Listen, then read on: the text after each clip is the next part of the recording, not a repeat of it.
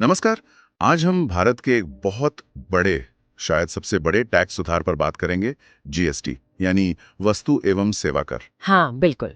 GST ने पूरे देश में अप्रत्यक्ष कर का नजारा ही बदल दिया। तो आज हम यही समझने की कोशिश करेंगे कि ये है क्या, कैसे आया, इसके फायदे नुकसान क्या रहे, मतलब एक पूरी तस्वीर देखेंगे। जी, चलिए शुरू करते हैं। तो सबसे पहले बिल्कुल बुनियादी बात, ये जीएसटी आखिर है क्या? देखिए, जीएसटी एक अप्रत्यक्ष कर है। मतलब ये सीधे उपभोक्ता से नहीं, बल्कि वस्तुओं और सेवाओं की बिक्री पर लगता है। अच्छा। और इसने ना पहले जो ढेर सारे टैक्स लगते थे, excise duty, service tax, VAT, entry tax, चुंगी वगैरह, उन सबको हटाकर एक कर दिया। हाँ, एक राष्ट्र एक कर वाला आइडिया। बिल्कुल, वही इसका मूल मकसद था। लेकिन ये लागू कैसे हुआ? सुना है इसकी बात तो काफी पहले, शायद 2000 के आसपास शुरू हुई थी। हाँ, बात तो पुरानी है। वाजपेयी सरकार के समय एक समिति बनी थी, पर असली तेजी आई 2014 के बाद। तो इतना वक्त क्यों लगा? असल में सबसे बड़ी चुनौती थी केंद्र और राज्यों के बीच सहमति बनाना, हम्म। क्योंकि राज्यों के भी अपने टैक्स थे जो जीएसटी में शामिल हो रहे थे। हाँ, ये तो है। तो इसके लिए संविधान में संशोधन करना पड़ा, 101वां संशोधन 2016 में। फिर एक जीएसटी परिषद बनाई गई। अच्छा, ये जीएसटी काउंसिल। हाँ, जिसमें केंद्र और सभी राज्यों के वित्त मंत्री होते हैं। यही मिलकर सारे फैसले लेते हैं, रेट्स क्या होंगे, नियम क्या होंगे वगैरह। और फिर आखिरकार 1 जुलाई 2017 को ये लागू हो गया। जी हाँ, और अब 1 जुलाई को जीएसटी दिवस भी मनाया जाता है। अच्छा, इसकी संरचना कैसी है? इसमें भी अलग अलग तरह के जीएसटी होते हैं क्या? हाँ, मुख्य रूप से 3 है। अगर आप एक ही राज्य के अंदर कोई सामान या सेवा बेच रहे हैं, तो 2 टैक्स लगते हैं, सीजीएसटी और एसजीएसटी। सीजीएसटी मतलब सेंट्रल जीएसटी। हाँ, केंद्रीय जीएसटी ये केंद्र सरकार को जाता है, और एसजीएसटी यानी राज्य जीएसटी ये उस राज्य सरकार को मिलता है। ठीक है। और अगर एक राज्य से दूसरे राज्य में लेन देन हो? तब लगता है आईजीएसटी यानी इंटीग्रेटेड जीएसटी, एकीकृत जीएसटी। ये केंद्र सरकार इकट्ठा करती है और फिर राज्यों में बांटती है। और टैक्स रेट्स वो भी अलग अलग हैं। हाँ, मुख्य तौर पर 4 स्लैब है: 5%, 12%, 18% और 28%। कुछ बहुत ज़रूरी चीज़ें जैसे खुला अनाज वगैरह, उन पर 0% टैक्स है। तो लागू होने के बाद सबसे बड़े फायदे क्या नजर आए? एक तो मैंने सुना कि सामान लाने ले जाना आसान हो गया। हाँ, वो बहुत बड़ा फायदा था। राज्यों के बॉर्डर पर जो चेक पोस्ट होते थे, अलग अलग टैक्स लगते थे, वो सब हट गए।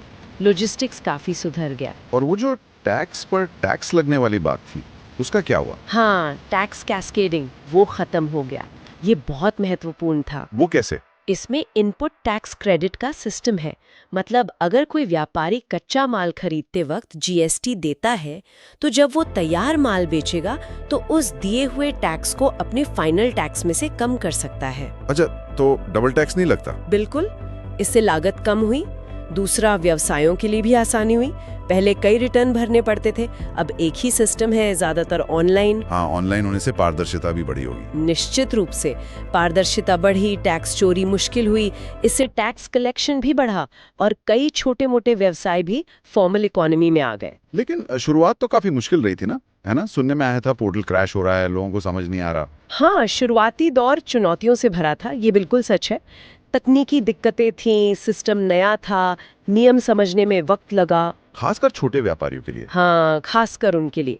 कई छोटे व्यापारी थे जो पहले वैट या सर्विस टैक्स के दायरे में नहीं आते थे।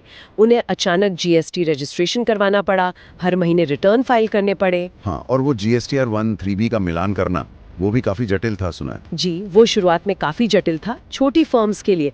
फिर कंप्लायंस कॉस्ट, मतलब सलाहकार रखने या सॉफ्टवेयर का खर्चा, वो भी बढ़ गया। कि काउंसिल ने कई बार रेट्स बदले, जिससे थोड़ी कंफ्यूजन हुई। कुछ राज्यों को, खासकर मैन्युफैक्चरिंग वाले राज्यों को, रेवेन्यू लॉस का डर था। उसके लिए केंद्र ने मुआवजे का वादा किया था। लेकिन अब स्थिति कैसी है?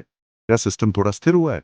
हाँ, 2018-19 के बाद से चीजें काफी बेहतर हुई हैं। सिस्टम स्थिर हुआ है। ई वे बिल आया, जिससे माल की आवाजाही पर नजर रखना आसान हुआ। टैक्स कलेक्शन भी सुधरा है? हाँ, टैक्स कलेक्शन भी लगातार बढ़ रहा है। सरकार भी कोशिश कर रही है कि प्रक्रिया को और सरल बनाया जाए। तो कुल मिला के देखें तो जीएसटी एक बहुत बड़ा कदम रहा है। फायदे भी हैं, एक देश एक टैक्स, पारदर्शिता, टैक्स कैस्केडिंग का खत्म होना। हाँ, फायदे स्पष्ट हैं। लेकिन चुनौतियां भी रहीं। शुरुआती दिक्कतें, छोटे व्यवसायों पर असर, कंप्लायंस का बोझ। जी, दोनों पहलू हैं। जीएसटी निश्चित रूप से भारत के टैक्स व्यवस्था में एक मील का पत्थर है।